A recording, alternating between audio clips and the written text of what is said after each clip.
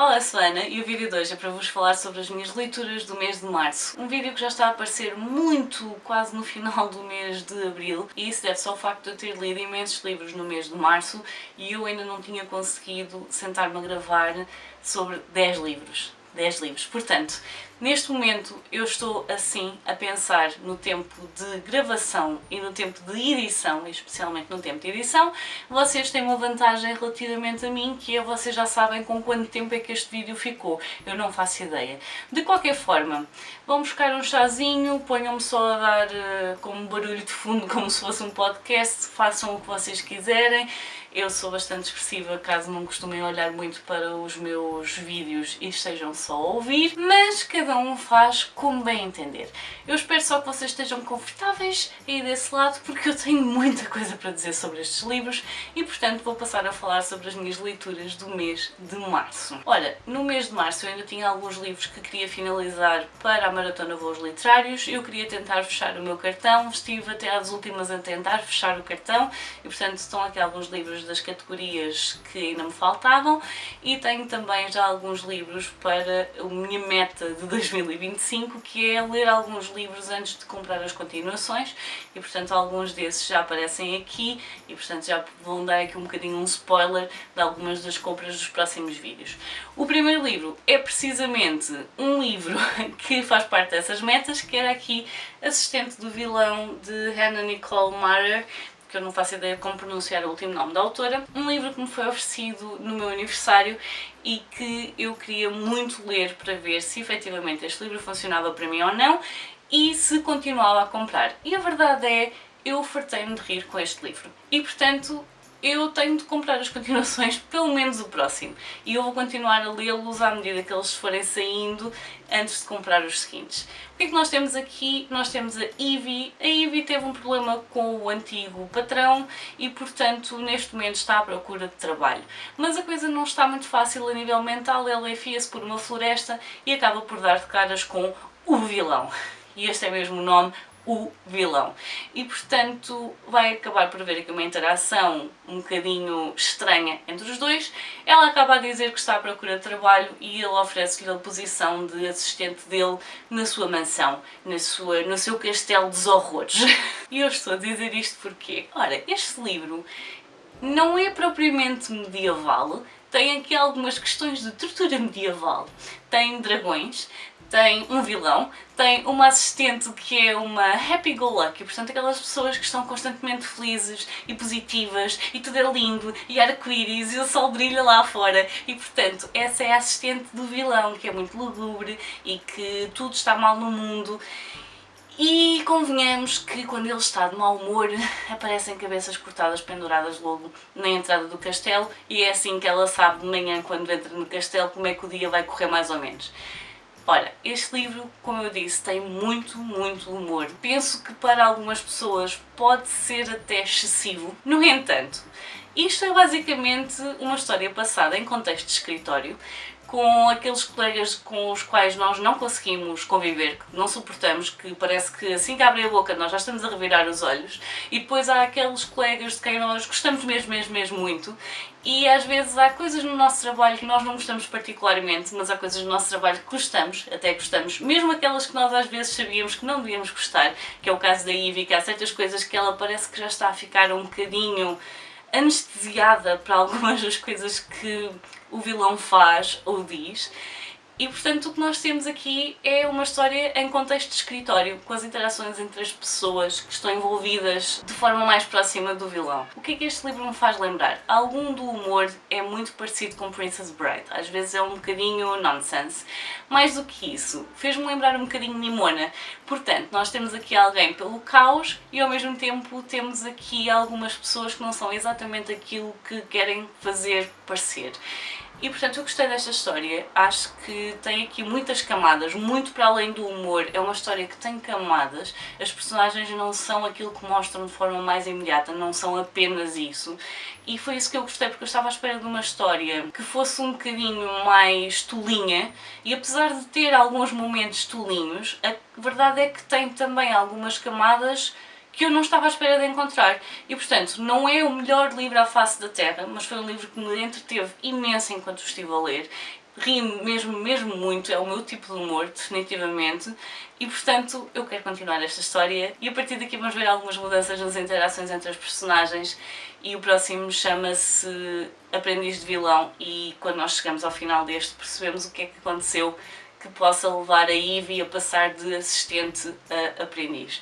E portanto, se quiserem um livro que seja bem humorado, se não se importarem com um livro que parece que está a correr em cima do humor, sarcasmo e ironia, então provavelmente vão gostar. Não se esqueçam, é que mais que um livro medieval e com personagens que estão aqui a tentar derrotar dragões quase, é um livro que se passa em contexto de escritório. E eu vou voltar a frisar, são as interações entre um patrão e os vários empregados e as interações entre os vários empregados e tudo o que possa ou não acontecer. Portanto, se isso vos apelar, é provável que gostem deste livro. A próxima leitura também foi para encaixar numa das categorias da Maratona Voos Literários, era para encaixar no livro que tivesse mais de 50 anos e eu tinha escolhido aqui Uma Princesinha de Frances Hodgson Burnett, que eu já vi a adaptação a filme há vários anos e portanto estava muito curiosa com esta história. Nós temos aqui a história da Sarah. A Sarah cresceu na Índia e portanto o pai era alguém com dinheiro e que lhe queria dar uma educação em Inglaterra. E portanto quando a Sarah faz 7 anos ele leva até Londres e põe a Sarah numa escola privada e volta a partir para a Índia. A Sarah está habituada a ter o pai só para ela, tem uma perspectiva do mundo que é muito diferente das meninas que estão na escola com ela, naquele internato, e é muito curioso ver a forma como temos aqui várias crianças, no fundo, de estatutos diferentes, e a Sarah é alguém que claramente tem posse, o que faz com que a preceptora ou a dona do internato acabe por se ver quase na obrigação de lhe passar graxa, porque ela sabe que vai ser falado depois nas interações nas cartas entre a Sarah e o pai, e portanto, apesar da diretora não gostar particularmente da Sarah, porque acha que ela é demasiado senhorinha, demasiado inteligente, demasiado simpática, demasiado tudo, portanto, no fundo, tudo aquilo que ela não é, e isso acaba por a deixar extremamente desconfortável porque a Sarah é alguém que lhe responde, mas sempre com muita educação. Portanto, tudo está a correr bem até que surge uma missiva a dizer que o pai da Sarah morreu. No fundo, a vida da Sarah vai ficar virada de pernas para o ar. Nós temos uma menina que sabe que ela até ali teve mais privilégios do que as pessoas que estavam à volta. Enquanto ela tinha privilégios, ela sempre fez questão de os partilhar com quem estava a ver que não tinha essas possibilidades e sempre foi alguém que esteve muito atenta às pessoas que estavam à volta e portanto não fazia questão de partilhar com as meninas que se achavam mais que as outras, que eram arrogantes, que também tinham posses, mas fazia questão de tentar equilibrar um bocadinho os pratos da balança para quem não tinha essa possibilidade. E portanto nós temos aqui uma menina que se vê do tudo para o nada e que podia ter ficado muito perturbada com essa mudança de estatuto, no fundo, mas a verdade é que ela decide encarar isso como uma princesa. E portanto, as princesas, quando se veem em situações que não são propriamente agradáveis, a postura delas não muda porque elas não deixam de ser princesas. E é isso que é muito interessante. Eu acho que estão aqui algumas situações que são um bocadinho datadas, mas nós sabemos que estes livros têm de ser colocados e serem vistos da perspectiva da época em que foram escritos. Este livro é muito de início do século XX, portanto 1900, não sei se tem aqui a data, 1905, e portanto ainda se fala muito em escravatura, não diria bem escravatura porque não é bem isso, mas há aqui algumas situações que são faladas de uma forma muito natural e que para nós já não é natural, felizmente, mas é uma história muito interessante. Portanto, se ainda não conhecerem, vale a pena ler e acho que devemos puxar todos um bocadinho pela princesinha que temos dentro de nós e ser um bocadinho mais empáticos e preocupados com as pessoas que estão à nossa volta. Continuando na cena das categorias por concluir, eu tinha o livro passado no ambiente escolar, no ambiente académico, ainda por preencher. E eu tenho alguns cá em casa, portanto esta categoria não podia mesmo ficar sem ser lida, até porque eu queria muito ler este livro e ainda bem, porque foi de longe dos melhores livros que eu li este mês. E esse livro é O Perfeito na Teoria, da Sophie Gonzalez, que eu adorei, acho que está extremamente bem feito. Apesar de ser um jovem adulto, eu acho que para quem não se importar um bocadinho com situações de adolescente, vai encontrar aqui uma adolescente muito madura para a idade. Neste livro nós estamos a acompanhar a Darcy, e a Darcy já há alguns anos que faz algo sem que as pessoas da escola saibam. Existe um cacifo naquela escola que nunca é atribuído a ninguém, portanto todos os anos os alunos têm um cacifo que lhes é atribuído, mas há uma espécie de cacifo fantasma que nunca é atribuído a ninguém, e esse cacifo é usado para deixar alguns pedidos de ajuda por parte dos alunos, que depois vão ter resposta por e-mail. E portanto muitas vezes os pedidos são a nível emocional, relacionado com relacionamentos, e a verdade é que alguém nos responde e as respostas têm pés e cabeça. Portanto, a Darcy é a pessoa que está por trás desse cacifo. Óbvio que uma coisa deste género só funciona porque a Darcy está no anonimato, ninguém sabe quem está por trás daquele cacifo.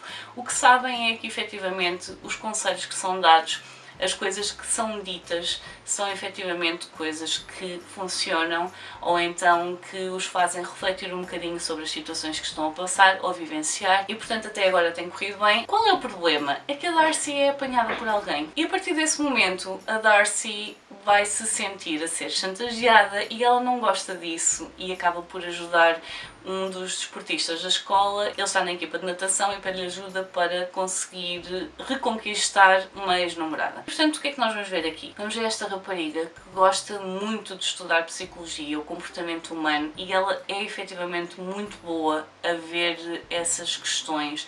Ela está constantemente a tentar atualizar-se nas coisas que estão a ser feitas, ela está a seguir psicólogos, influencers e pessoas que vão tendo formações nessa área para tentar ajudar sempre da melhor forma possível. No entanto, houve pelo menos 2 momentos ao longo do tempo de cacifo em que a Darcy fez qualquer coisa que não devia ter feito.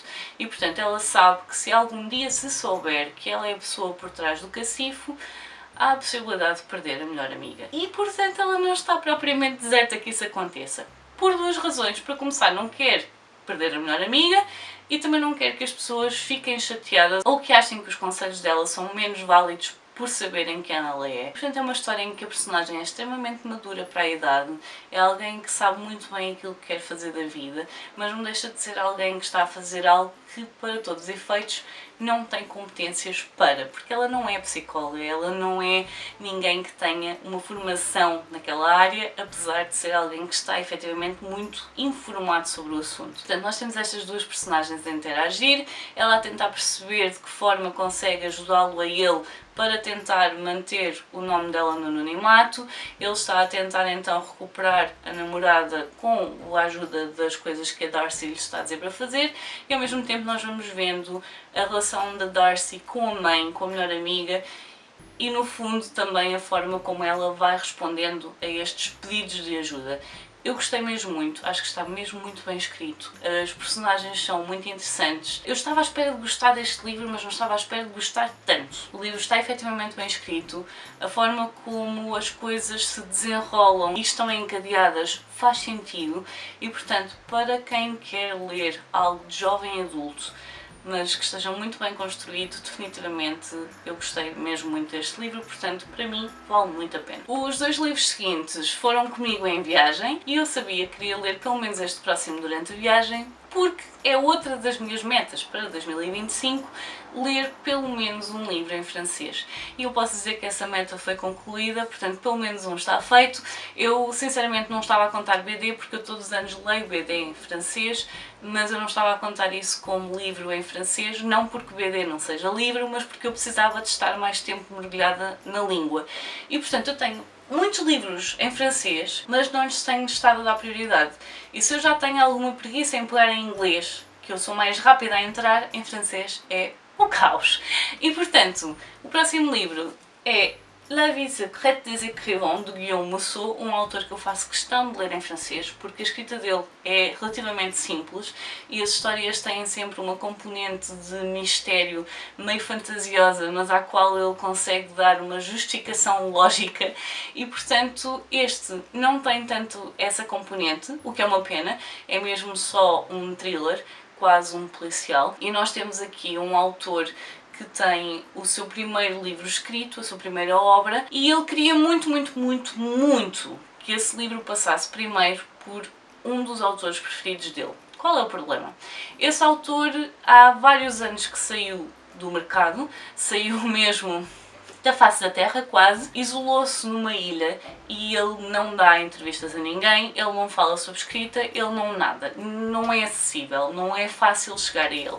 E portanto este escritor que nós estamos a acompanhar vai mudar-se para a ilha para onde o Nathan Falls se mudou, para tentar começar ali a fazer alguma amizade com as pessoas da ilha, para tentar perceber um bocadinho mais sobre então o Nathan e saber de que forma o conseguir abordar. Convenhamos, tudo o que ele sabe é que geralmente as pessoas são recebidas com a ponta de uma espingarda, mas ele acha que isso é um exagero, vai perceber que não.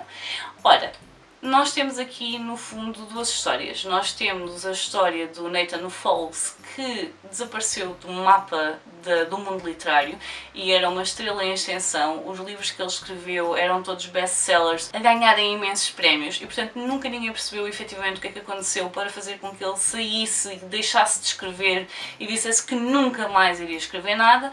E temos então aqui este rapaz que está a iniciar a sua carreira como autor e que está a tentar descortinar o mistério de Nathan Falls ao mesmo tempo que está a haver alguns crimes na ilha.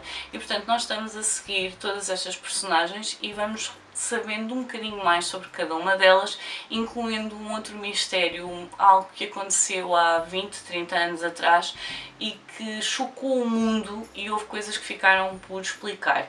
E de que forma todas estas histórias acabam por estar cruzadas e fazer sentido juntas. Não é o meu livro preferido de Guillaume Musso, no entanto foi um livro que me deixou muito entusiasmada e eu cheguei aqui a um momento em que eu já não conseguia parar de ler. E se eu levei algum tempo a ler as primeiras páginas, a verdade é que as últimas 120 foram a correr. Foi uma noite em que eu não descansei enquanto não terminei este livro. Lá está, há livros do Guillaume Musso que eu gosto mais, eu gosto mesmo muito dessa componente de fantasia, em que nós achamos que há ali coisas que são impossíveis de acontecer e ele depois arranja uma explicação lógica e para mim isso não está aqui. Aliás, este livro não tem essa componente, o que é uma pena porque é uma das coisas que acabam por fazer com que o autor se destaque para mim. Voltei aos livros em francês, voltei ao Guillaume Musso, estou muito contente e agora devia pegar noutro, a verdade seja dita, porque estão aqui muito por ler. Mas este livro já está traduzido e está traduzido também a banda desenhada adaptada desta história.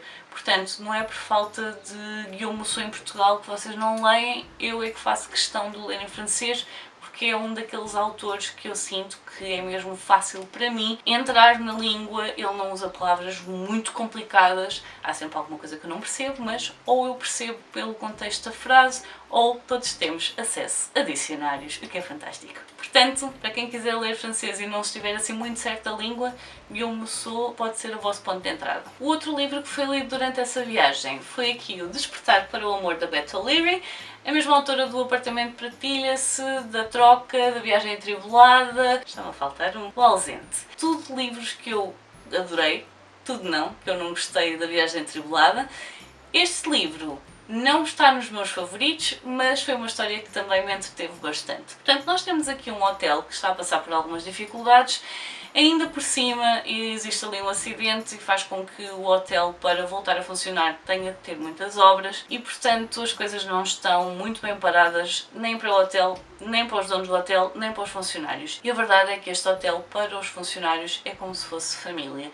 E, portanto, nós temos aqui as pessoas muito preocupadas, não só com a possibilidade de virem a ter de procurar um novo trabalho, mas também preocupados com os donos e com o que isto virá a fazer à família deles. Porque não é daquelas coisas de somos todos família. Não. Este hotel, as pessoas que estão no hotel, que estão a gerir e trabalham nele, são pessoas que se dão todas muito bem e que acabam por ser uma família, uma segunda família quase escolhida. Portanto, quando isto acontece, nós temos aqui a Izzy e o Lucas, que são duas das pessoas que estão logo na entrada do hotel, no fundo a dirigir tudo porque os donos estão mais para tirar dúvidas e dar algumas ordens, mas no fundo são eles que gerem, acabam por ser os dois os gerentes, mas eles trabalham em horários diferentes porque eles não se podem ver à frente. Nós começamos logo este livro com uma situação que aconteceu há um ano atrás, no Natal, e no fundo isso é o que acaba por pontuar tudo o resto das interações destas duas personagens ao longo do ano. Houve qualquer coisa que não correu muito bem, aliás, não correu bem de todo, e portanto a Izzy está assim com um pozinho ao Lucas que não o pode ver à frente. Ele não percebe muito bem, mas também não faz muita questão de tentar perceber ou de resolver as coisas. E portanto, quando esta situação toda do hotel acaba por fazer com que haja a possibilidade do hotel vir a fechar, eles começam a tentar ver o que é que podem vender e descobrem na sala dos perdidos e achados que têm algumas alianças que foram perdidas ao longo dos anos e que nunca foram reclamadas. E portanto, o que eles vão fazer no fundo é uma competição entre os dois para tentar perceber quem consegue encontrar mais donos de anéis. Porquê? Porque a primeira vez que eles conseguem encontrar o dono de um dos anéis, essa pessoa paga uma soma gigante só pelo facto de eles terem conseguido recuperar aquela aliança. E portanto eles acham que conseguindo reunir as alianças com os respectivos donos que foram perdendo essas alianças ao longo dos anos, pode haver mais algumas recompensas, pode ser uma forma de ajudar o hotel e portanto que forma melhor de fazer isto do que competição entre duas pessoas que não se podem ver à frente. Perfeito, porque assim eles sabem que vão conseguir reunir os anéis com os donos. Ora, nós temos aqui duas personagens, mais uma vez como no Assistente e o Vilão, alguém muito mal-humorado e alguém que tudo é rosas e flores e arco-íris e o sol a brilhar. E portanto é muito engraçado ver as interações entre eles, mas mais do que isso, eu acho que esta autora o que faz muito bem é criar personagens realistas. São pessoas com as quais nós nos poderíamos cruzar na rua. Tudo o que nós temos aqui de caracterização destas personagens é realista. Todas elas têm um background familiar que nós vamos percebendo. Eles têm os dois motivos para fazer daquele espaço a família deles, para estarem muito preocupados, para gostarem muito dos donos do hotel e portanto ao longo do tempo nós vamos vendo cada um dos dois a descobrir o porquê dos motivos do outro também estar tão empenhado em fazer com que o hotel não feche. Ao mesmo tempo eles também se vão conhecendo um bocadinho melhor. Eventualmente, um dia, eles acabam por falar e esclarecer a situação que acontece logo no início do livro. Eventualmente um dia. Lá está, não é dos livros que eu gostei mais da autora, mas é um livro que é muito giro, é muito engraçado nós estarmos a acompanhar os personagens, as picardias deles são engraçadas. O facto das pessoas à volta deles estarem a ver as coisas de fora e terem uma perspectiva talvez um bocadinho diferente da deles. Ao mesmo tempo, toda a gente sabe que eles não se podem ver à frente e que o melhor é mesmo mantê-los o mais afastados possível, porque senão os próprios clientes, as pessoas que estão a ficar no hotel, vão acabar a ouvir alguma troca de bocas que se calhar não é a mais profissional. Portanto é um livro muito giro, mas não está no meu top 3 da autora. É melhor do que A Viagem Atribulada, de longe. Não gostei mesmo nada desse livro, mas eu acho que os restantes, para mim, não sei, os livros desta autora deixam-me sempre de coração quentinho, que acabam por acontecer aqui também, mas uma das coisas que eu gosto é o facto das personagens comunicarem e este aqui, um dos pontos centrais é o facto de a Izzy estar a fugir a 7 pés de confrontar o Lucas com as coisas que aconteceram e portanto há aqui falhas de comunicação ao longo do livro inteiro.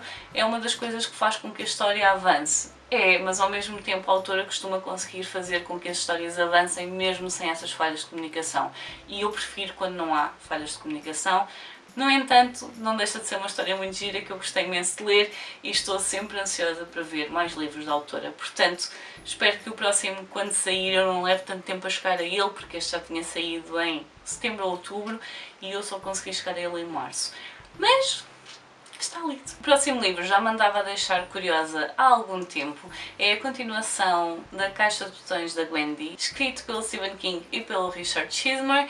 Este livro é aqui a pluma mágica da Gwendy, neste caso já só escrito com o Richard Chizmar, com o prefácio de Stephen King, que vai explicar um bocadinho como é que este livro saiu da gaveta, porque a ideia da história já estava lá, mas o tempo foi passando, ele foi escrevendo outros livros e eventualmente o Richard Chizmar perguntou se podia dar continuidade à história e Stephen King disse: vai, tens a minha bênção. E no fundo nós vamos ver aqui uma Gwendy mais velha, já adulta, que é algo que eu queria muito e que quando terminámos o primeiro livro eu estava muito curiosa para ver aquela rapariga já em idade adulta. No primeiro livro nós temos muitos mecanismos de pensamento da Wendy, as coisas que fazem com que ela tome determinadas decisões ou que tenha algumas atitudes e, portanto, eu queria muito ver de que forma isso se iria traduzir numa Wendy adulta. O Richard Chizmar vai pegar aqui então na Wendy alguns anos depois da última vez que ela teve a caixa com ela e vai fazer com que a caixa regresse. Neste caso, 25 anos depois, a Wendy é congressista, ela está a trabalhar em Washington DC, é alguém que percebeu que se quer efetivamente ter algum impacto no mundo, se quer fazer a diferença, um dos caminhos que ela poderia tomar seria política e, portanto, ela torna-se congressista e está a batalhar pelos direitos das pessoas da melhor forma possível, da melhor forma que ela consegue. E, portanto, nós apanhamos aqui algo que nós pelas datas sabemos, não tem o nome que nós conhecemos, mas a verdade é que nós apanhamos aqui o primeiro mandato do Trump. E no fundo a perspectiva do Richard Chizmar sobre as coisas que foram acontecendo ao longo deste primeiro mandato. E eu dei por mim a pensar ao longo deste livro, meu Deus menino, soubesses tu que vai no segundo e ainda tinhas sido mais crítico do que aquilo que já foste neste. E a verdade é que eu já apanhei livros do Stephen King em que ele faz este tipo de julgamentos relativamente às coisas, às decisões, à postura e tudo mais, mas eu não estava à espera de apanhar isso só da parte do Richard Chizmar. Eu não conheço os livros do Richard Chizmar sem ser então a Wendy, que ele escreveu com o Stephen King, e eu não fazia ideia se ele iria manter este registro que eu já encontrei nos outros livros do Stephen King. Portanto, faz sentido que, pegando numa rapariga relativamente nova e que é congressista e que está a tentar lutar por um mundo melhor, que seja mais inclusivo, em que as pessoas tenham os direitos a serem cumpridos, que sejam vistas como pessoas independentemente da origem delas, que tenham possibilidade de fazer uma vida no país em que vivem, faz sentido que haja aqui algumas críticas de forma algo política. Temos aqui então a Wendy a ver a caixa a voltar-lhe às mãos. A caixa, para quem não sabe, tem a possibilidade ou capacidade de fazer algumas coisas extraordinárias, com potencial para fazer coisas muito más também. E se no primeiro livro nós temos uma Wendy por volta dos 12 anos a ter de tomar decisões que podem impactar o mundo, nós aqui temos uma Wendy mais madura que sabe o que pode vir a acontecer e aquilo que ela tinha como uma possibilidade no primeiro livro de eu penso que é isto que a caixa faz, ela aqui tem certeza do que a caixa faz e há certas coisas que às vezes se tornam difíceis não tomar determinadas decisões quando nós já à partida sabemos que isso podia melhorar o mundo inteiro. Portanto, nós temos a Wendy a voltar para a terra dela em Castle Rock para o Natal e isso vai acabar por coincidir com o desaparecimento de duas raparigas.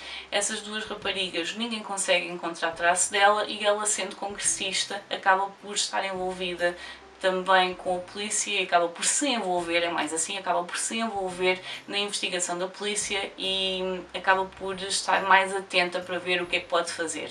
Isso para mim foi uma das pequenas falhas do livro, porque há certas coisas que eu não percebo muito bem o porquê dela estar envolvida de forma tão direta nesta investigação, até porque ela não é investigadora, é congressista, portanto a parte dela é política, não de investigação, mas compreendo que a ideia fosse ela mostrar que estava atenta às pessoas e às necessidades das pessoas da terra dela. No entanto, há aqui ainda outra coisa que para mim não fez muito sentido, que foi a questão da pluma. Portanto, a pluma aparece do nada. A pluma era um amuleto que ela tinha quando era criança e que acaba por estar aqui quase num sinal de esperança, mas era suposto ser uma pluma mágica, porque nós enquanto crianças às vezes temos alguns objetos de transição que se nós não os tivermos connosco parece que tudo o resto vai correr mal. E, portanto, a pluma, quando aparece aqui, parece que também não encaixa muito bem na história. Temos então a história das raparigas que desapareceram. Há uma terceira rapariga que desaparece enquanto a Wendy está em casa e, no fundo, vamos ver de que forma ela vai lidando com isso. Acho que não é um livro tão coeso como foi o primeiro. Acho que o autor tentou aqui pegar em muitos assuntos e acabou por não explorar a 100% nenhum deles.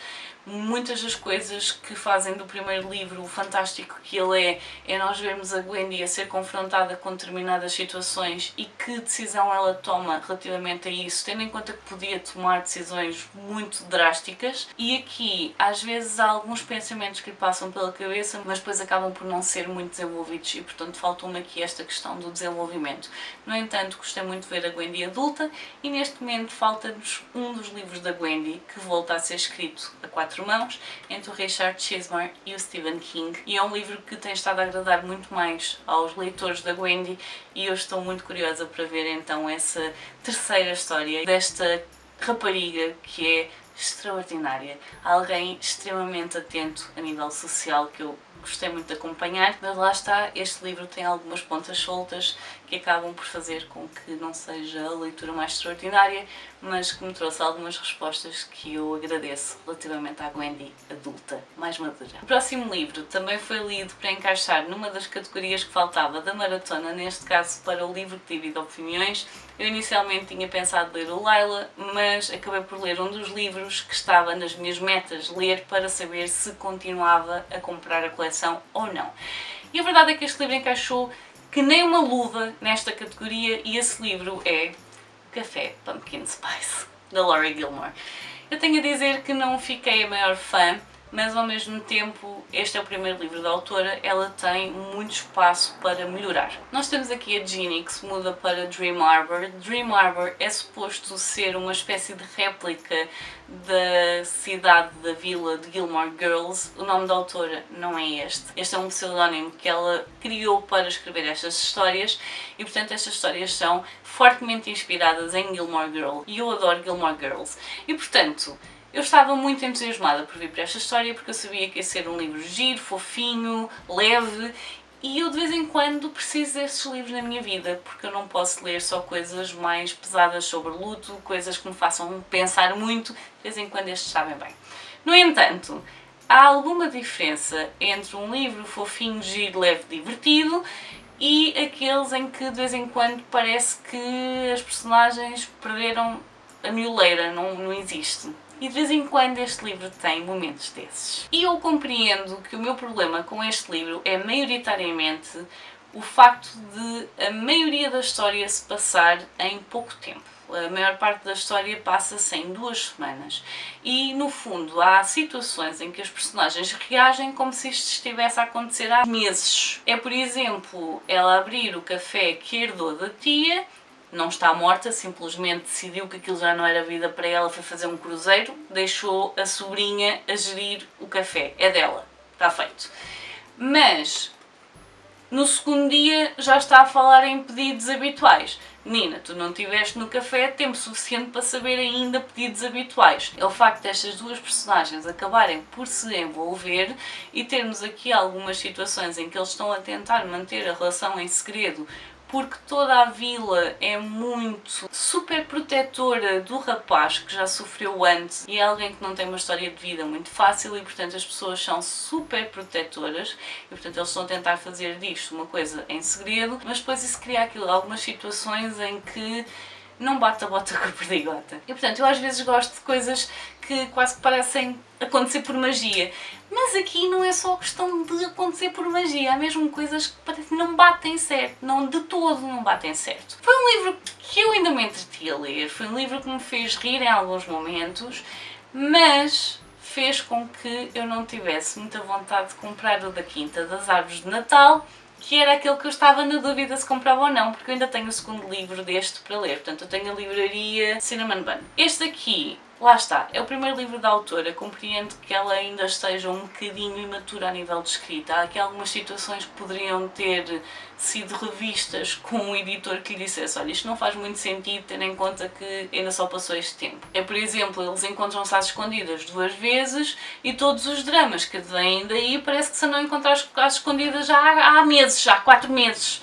Portanto, é isso que não faz muito sentido, é esse tipo de coisas que nem num filme de domingo à tarde faz sentido. E portanto, é engraçado, é giro, não amei, vou ler o segundo, acho que vou gostar mais do segundo. As cenas E cenas de picardia eu gosto quando passa para efetivamente acontecer alguma coisa. Estas autoras esticam-se, que é uma coisa parva, para mim é. Mas pronto, para quem gosta, tem aqui algumas cenas boas para vocês, claramente não para mim. Mas pronto, vamos ver. Tenho o segundo ainda para ler, não sei se vou ao da Quinta das Árvores de Natal.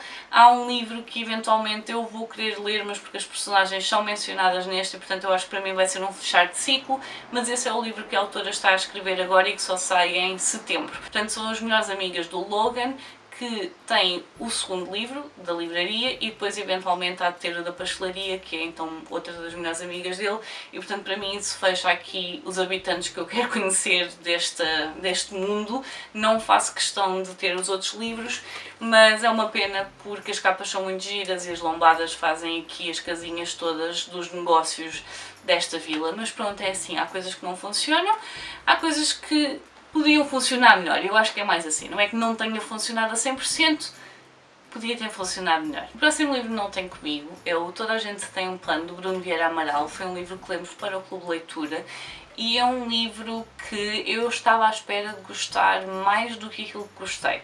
Nós estamos a acompanhar o Calita, que é um miúdo de bairro, já foi um miúdo de bairro, ele neste momento já está na casa dos 40, mas ele tem toda uma história com aquele bairro, com a pessoa que o adotou, que para todos os efeitos ele vê como mãe, e nós vamos vendo muito do que foi a infância dele, vamos percebendo as decisões que ele foi tomando ao longo da vida e acabamos por perceber que é uma pessoa que não pode ter algo de bom porque ele acaba sempre por estragar as coisas boas que tem na vida dele. E isso, nomeadamente, relações. E portanto é alguém que tem sempre à volta alguém que o consegue ajudar, alguém que o quer ajudar e que o ajuda, mas de certa forma ele acaba sempre por tomar decisões que faz com que essas pessoas se afastem ou que ele se afaste dessas pessoas.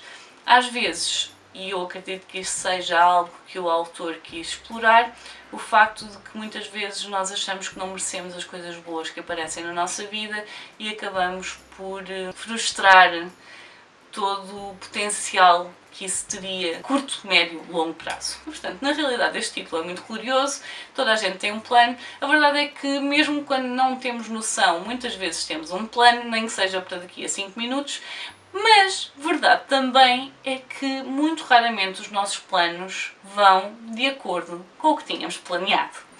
E portanto, eu acho que o que o autor faz aqui e explora muito bem essa questão de nós às vezes não sabemos muito bem para onde vamos, aquilo que queremos, o que queremos fazer, quem queremos ser. Mas quando temos uma ideia muito fixa de tudo isso, a verdade é que também é muito raro que haja efetivamente um plano que corra a 100% como nós tínhamos imaginado. E portanto a verdade é que toda a gente tem um plano, mas quantas dessas pessoas conseguem concluir o plano exatamente como o criaram? Pouquíssimas, se é que há alguma. E portanto nós estamos a acompanhar aqui alguém que cresceu no bairro, que saiu do bairro, que fez algumas decisões que não foram boas para ele nem para as pessoas que estavam à volta. Alguém que eventualmente acaba por sair do país, que consegue construir uma vida diferente para si, que é um DJ que acaba por ganhar alguma fama em Espanha, que consegue ter uma relação e criar uma vida para si e que quando está estável e confortável simplesmente deixa tudo para trás e decide voltar para Portugal. Há muitas coisas aqui relativamente à vida de bairro e de crescer em bairro que eu acabo por já ter visto exploradas noutros livros. Acho que as coisas aqui são todas mantidas muito de uma forma superficial. Não é que nós precisemos que as histórias sejam todas doridas e sofridas, mas a verdade é que a história do Calita é dorida e sofrida, apesar de ele ter sempre algum ponto de esperança no meio das interações que tem, das pessoas que têm à volta, mas temos outros livros que acabam por explorar um bocadinho mais e aqui sinto que ficou um bocadinho por cima da rama. É um livro que não é muito grande, portanto é uma da justificação possivelmente, mas acho que acaba por deixar muito esse sabor e eu penso que é mais isso que o autor também queria passar, desta desilusão que é estarmos aqui, termos esta vida e muitas vezes não saber o que fazer com ela, é não termos um plano, ou termos um plano e o plano não prosseguir como deveria. é o nós termos ideias, mas depois não as conseguirmos concretizar. É conseguirmos concretizar e acharmos que não as merecemos e, portanto, deitamos tudo a perder. E nesse aspecto eu acho que o livro está muito bem feito. Eu achava que ia gostar mais, sinceramente. Eu acho que é aí que a coisa não correu muito bem. Toda a gente sabe que criar expectativas para o que quer que seja, faz com que à partida possa correr mal, porque quando nós criamos um ideal na nossa cabeça, quando nós criamos uma ideia daquilo que poderá ser, às vezes torna-se difícil quando não é exatamente aquilo que tínhamos imaginado. E apesar de eu não ter imaginado uma história específica, eu achei que, tendo em conta a temática, iria gostar mais do que aquilo que gostei. É um livro muito interessante, lá está, estas temáticas acabam por estar todas lá, eu só queria ter tido algumas delas um pouco mais exploradas, de forma se calhar um bocadinho mais profunda. É uma coisa que eu precisava enquanto leitora, mas compreendo que não seria a história que o autor queria contar. E portanto é um livro interessante para quem não está habituado a ler livros sobre pessoas que vivam em bairros e todo o ambiente que existe. Pode ser um bom ponto de entrada, mas para quem já leu muito sobre essa temática, talvez deixe este sabor a pouco. Não creio que seja uma falha do autor, é das minhas expectativas para com o livro. E vocês já devem ter reparado que a grande maioria dos livros que eu li este mês, poucos me encheram as medidas. Estamos a entrar finalmente em mais um que encheu as medidas a 100%. E portanto, a próxima leitura foi aqui O Misterioso Caso dos Anjos de Alperton, da Janice Hallett. Não é surpresa para ninguém, eu gosto dos livros da autora e eu gosto muito do facto de ela recorrer a vários tipos de texto para nos contar as histórias dela. E portanto, os livros anteriores têm recurso a mensagens, trocas de e-mails, o segundo é a transcrição de áudios. Nós aqui temos uma pessoa que está a fazer uma investigação sobre um caso fechado de uma seita em que alguns dos membros apareceram mortos. Havia 2 adolescentes envolvidos que acabaram por ser absorvidos pelo sistema e também um bebê. O bebê seria o anticristo que aquela seita estava a tentar sacrificar para salvar o mundo e, portanto, nós estamos aqui a seguir alguém que está a reabrir este caso, a tentar falar, contactar as pessoas que estiveram envolvidas em todo o processo que envolveu este caso, portanto, todas as pessoas a nível de polícia, a nível de assistentes sociais, todas as pessoas que se cruzaram com aqueles adolescentes, tenha sido de forma direta ou indireta. Ela abre também questões em fóruns para saber o que é que as pessoas se lembram da altura do caso, porque estamos a falar de um caso com 18 anos. O caso está a ser reaberto porque o bebê está a fazer finalmente 18 anos. Isso significa que as pessoas podem tentar contactar o bebê dos Anjos de Alperton e isso vai criar aqui também uma corrida à história. Porque há aqui muitas coisas que ainda não se percebem muito bem do que é que aconteceu e, portanto, nós estamos a ver aqui esta rapariga que vai escrever um livro sobre o caso. É suposto ser um livro de true crime, portanto, crime real, daqueles mais leves que dê para ler na praia. Está a haver uma coleção em que cada um dos autores foi alocado a um caso específico e no caso dela acabou por ficar com o caso dos Anjos de Alperton. O problema é que eventualmente há alguém que começa a tentar explorar exatamente a mesma vertente da história que ela está a explorar e vamos ver aqui então 2 pessoas a tentar encontrar informações uma antes da outra. Eventualmente, talvez comecem a trabalhar em conjunto ou então a tentar abordar as coisas de perspectiva diferente, mas tudo isto está feito com recurso a mensagens de WhatsApp, e-mails, entrevistas, tudo e mais alguma coisa. E portanto nós temos aqui transcrição de áudios também, neste caso as entrevistas e de chamadas telefónicas. Ela vai inclusive tentar falar com o líder da seita para tentar compreender o que aconteceu. Ele não está a receber visitas sem ser das fãs dele, porque toda a gente sabe que este pessoal tem sempre fãs e filas de mulheres a tentar ir visitá-los, o que é fantástico.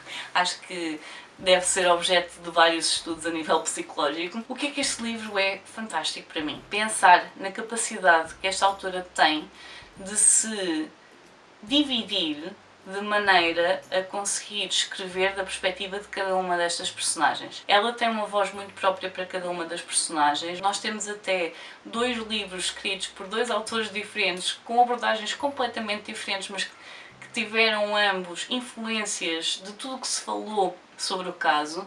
Nós temos um guião que nunca chegou a ser adaptado para cinema e, portanto, nós temos aqui várias vozes e vários estilos de escrita e várias perspectivas de cada uma das personagens, e eu acho que é preciso ser-se um autor muito bom para fazer esta mistura de formatos e fazer com que as coisas funcionem. E, portanto, foi um livro que me deu um prazer imenso ler, porque à medida que nós vamos avançando com ela, nós começamos por saber aquilo que se sabia na altura sobre o caso dos Anjos de Alperton, e depois vamos começando a perceber que se calhar as pessoas não têm as mesmas memórias daquele dia, os relatos não batem certo, há aqui algumas coisas que não estão coerentes, mas isso deve-se a falhas de memória, porque estamos a falar de uma coisa que já tem 18 anos, ou efetivamente há aqui alguma coisa que não bate certo. E a verdade é que este livro faz-nos uma questão, que é: se nos aproximamos muito de uma história e corremos o risco de entrar nela,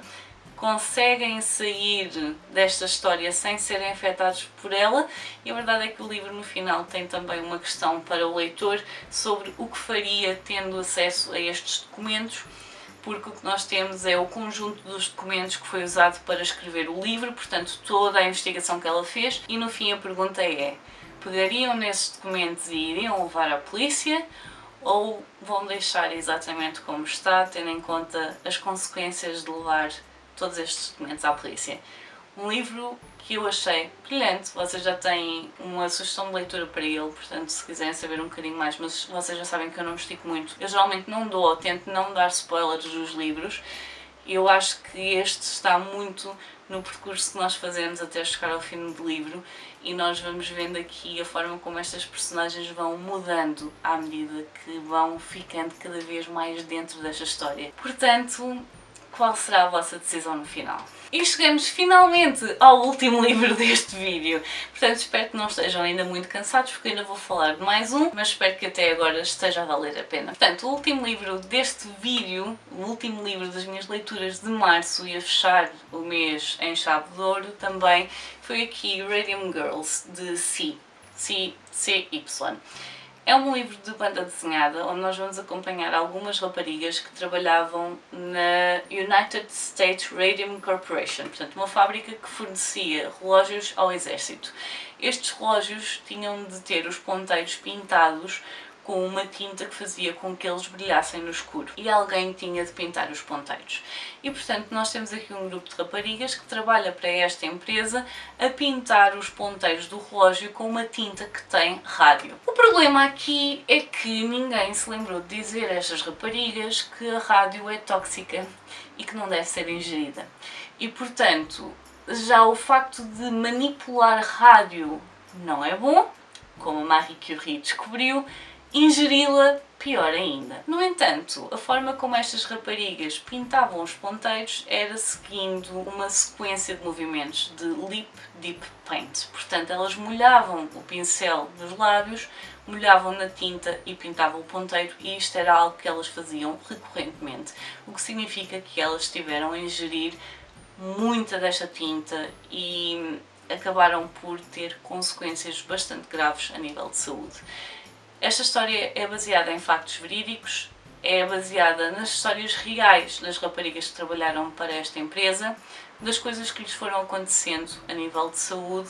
A rádio acaba por comer o organismo por dentro, e eu não conhecia a história destas raparigas e eu dei por mim, em algumas páginas deste livro, a ficar extremamente sensibilizada. São páginas de transição em que vemos cada uma delas em estados muito frágeis, e a verdade é que esta história tem já adaptações, mas eu não conheço, e portanto acho que é um livro que, se vocês já conhecem a história das Radium Girls, o livro não vos vai acrescentar. Vou só deixar estabelecido que não vai acrescentar aquilo que vocês já conhecerão. Se vocês não conhecerem a história das Radium Girls, o livro vale muito a pena, porque vamos conhecer estas raparigas de forma bastante próxima, vamos ver a relação que tinham entre elas, vamos ver a forma despreocupada com que estavam a manipular algo que nós sabemos à partida agora que é tóxico, que na altura houve quem tentasse chamar a atenção, mas acabou por ser calado. Nós temos aqui uma imagem em que vemos a diferença entre os homens que trabalhavam na empresa e as mulheres, e os homens estão no piso de cima, todos equipados com luvas, batas, máscaras, tudo para poderem manipular a rádio, e depois estão elas a fazer o lip deep paint, portanto elas a ingerir, e ninguém se lembrou de lhes dizer que aquilo não era boa ideia, até era algo que era incentivado, porque era uma forma de fazer o trabalho delas, e elas tinham contagens que tinham de conseguir fazer, portanto, um determinado número de relógios que tinham de conseguir pintar, portanto isso seria a forma mais rápida que elas tinham de fazer esse trabalho. Portanto, para quem quer saber um bocadinho sobre estas mulheres, sobre as consequências que este trabalho teve na vida delas, no fundo, naquilo que acabou por advir daqui, porque foi a partir daqui que se mudaram algumas leis a nível de trabalho nos Estados Unidos, portanto, para quem quiser ter uma entrada neste mundo, aconselho muito. Este livro está muito giro, principalmente a capa tem aqui algumas questões que assim que eu abri o livro eu percebi que este livro brilha no escuro, incluindo atrás a parte dos números também vai brilhar no escuro, e aqui o que vai brilhar são a cara, as mãos, uma parte da bata e da roupa, porque elas ainda por cima brincavam um bocadinho com isto, a pintar os dentes, a pintar a cara com aquela tinta que fazia com que elas brilhassem no escuro. Portanto, estão a ver o nível de ingenuidade ao manipular isto. Portanto, um livro que eu gostei mesmo muito, vale muito a pena ler, principalmente para quem ainda não conhecer a história destas raparigas. Portanto, estes são os livros que eu li durante o mês de março. Está só a faltar aqui o Toda a Gente Tem um Plano, do Bruno Vieira Amaral. São livros que, como vocês já perceberam, eu gostei de ler, mas a maior parte deles ficou aqui um bocadinho aquém das expectativas. Alguns um bocadinho mais do que um bocadinho, como é o caso do Café Pumpkin Spice. Fiquei mesmo desiludida, pensava que ia gostar mais, mas pronto, fazer o quê? Não dá para acertar em todos e os livros não podem funcionar todos de forma igual, principalmente não de forma igual entre pessoas, nem aquilo que nós esperamos que eles nos deem. Se isto faz sentido. Portanto, são tudo leituras que, de certa forma, me acrescentaram, nem que seja para saber aquilo que eu não gosto particularmente em alguma história. Foi um mês bastante preenchido. Abril não vai pelo mesmo caminho, portanto, não se preocupem que as leituras de Abril não vai ser um vídeo tão longo como este, claramente está a ser, que eu continuo sem saber qual é o tempo total deste vídeo, nem sequer sei ainda quanto tempo tenho gravado, mas há de ser muito, demasiado, tantas horas de edição deste vídeo pela frente. Ora, digam-me nos comentários se já leram algum destes livros, se há algum que vos tenha chamado a atenção, se há algum que vocês já tenham aí em casa que esteja à espera de ser lido, se há algum que vocês ainda não conheciam mas acham que iriam gostar. Eu volto a dizer, para quem não conhecer a história das Radium Girls, o livro vale muito a pena. Para quem já conhecer, pronto, já conhece a história. Portanto, deixem-me isso tudo nos comentários, eu vou-vos deixar descansar da minha voz, que eu compreendo, eu não sou a maior fã do meu timbre, mas cá estamos. Sintam-se um bocadinho mais compreendidos com o facto de eu passei pelo menos 3 vezes pelo que vocês estão a ver, no mínimo, portanto, eu já estou cansada de mim própria, espero que vocês não tenham ficado cansados. Portanto, deixa-me a resposta a estas perguntas todas nos comentários e eu por hoje vou ficar por aqui. Adeus e até à próxima. Tchau!